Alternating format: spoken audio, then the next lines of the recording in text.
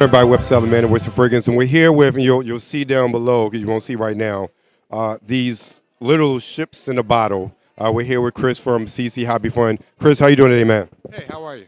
Good, I'm good. Like, how did this come about? The story's actually kind of funny. I don't know if anybody's familiar with it, but X-Wing Miniatures is kind of a dead game right now. And I had an entire collection. So I'm going, what do I do with all these miniatures? And I started thinking about it like, how about I put them in a bottle? And so I started out just kind of like just statically placing them in there. And then I decided, well, I can do scenes with it. Like I've got a Millennium Falcon here going through the asteroid field. And then I figured, well, hey, let's do some Star Trek. Maybe we'll go to some other shows like Robotech, Macross. And so it just kind of turned into a thing. And it's turned out to be popular and it's fun to do. I have a miniature art space where I can create a scene and see how much of it I can recreate and get people to actually recognize the scene that I'm doing in a very small format. I'm just amazed because this is such a standard, like, ship in a bottle is something we're all accustomed to. I've never seen anything like this. So what said, hey, this is a great idea to do? And not just to do, but to sell. So, okay, a couple things. One, I like creative. I've always loved miniatures and working in small spaces. The other thing, from a business point of view, I was thinking niche market. It's not like anybody comes up and says, oh, I got a Starship in a bottle for Christmas last year. It's kind of a different thing. And so it's something I love. It gives me a lot of creative space. It's almost unlimited. I mean, I was just talking to one of the other vendors, and every time I do one of these shows, I get ideas from people. He's like, well, what about D&D in a bottle? How about dragons in a bottle? Then I was looking down there. Hey, there's Godzilla. How about Godzilla destroying a city? It's unlimited in what you can do, and I love creativity and just being able to come up with solutions to keep doing it. And then I can also sell them. So, I mean, it's a win-win. So what has the reception been like?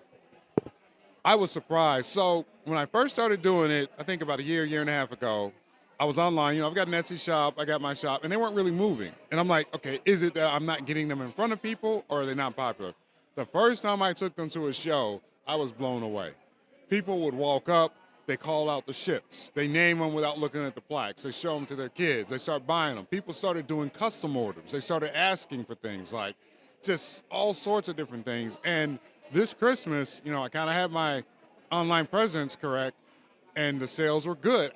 It's been a warm, even if I'm not selling, the joy I see in people's faces when they come up and say, that's my childhood right there. I like it. Because what caught me, I saw everything else, but when I saw Macross Robotech, I was like, oh my goodness. There was a guy the other day, and that's exactly what happened. He comes up and he looks at it, and it's like a pattern you almost see. They come past, they circle, they think about it, then they circle back the second time or the third time, and then they buy it. The really funny one for me is what happens is, they'll come up and then they're like, oh, I got to check with the wife. I'm like, no, I know the routine. I was like, take a picture, text your wife. She'll probably tell you, yes, grab it. Guy just came back. His wife, he's like, and I love this quote, I have unprecedented credit card authority. I want two. I was like, yeah, like a boss. So that was awesome. Okay, so I see they're very modestly priced, which I'm very surprised. I see a lot of them running for, like the most expensive one I see is 160, which I think is a very reasonable price for what you're offering. How are you able to keep the prices reasonable and still maintain a profit? Again, no trade secrets, but just in general. Okay, so here's the thing. It's a debate in my household. How much am I charging for these? So some of the process I have streamlined. Like if you look at some of these bases are, I'm like reusing the bases in different ships. So if I get a pre-painted model, my production time isn't that hard.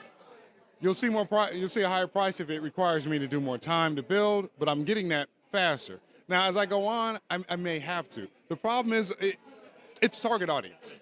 In front of a target audience that has lots of money to spend, they don't care. A lot of times, it's younger people like that don't necessarily have that much free capital, or then it's a little harder. So it's a balance. So, in the future, it may go up, but as of right now, it's working. I'm still making a good profit. And I think the trick for me is sourcing ships or making them myself and being creative with what you find. I mean, I find them in odd places. And, I mean, I'll give you a trade secret. You go to a Dollar Tree. Every now and then, you'll just see a Star Wars or a Star Trek ship. You go to somebody's having a closeout sale. So, there's ways to work it. Now, Chris, tell everybody where they can find more about what you're doing. So my website is cchobbyfun.com. You can also find me on Etsy. You can also find me on Amazon. And I'm all over Instagram and TikTok. Just search for CC Hobby Fun. You'll find me. Thank you. You guys heard that. CC Hobby Fun. Make sure you check them out. And you don't see this now, but you would have seen this. This is amazing. Webster Sal. Catch you guys later. We out.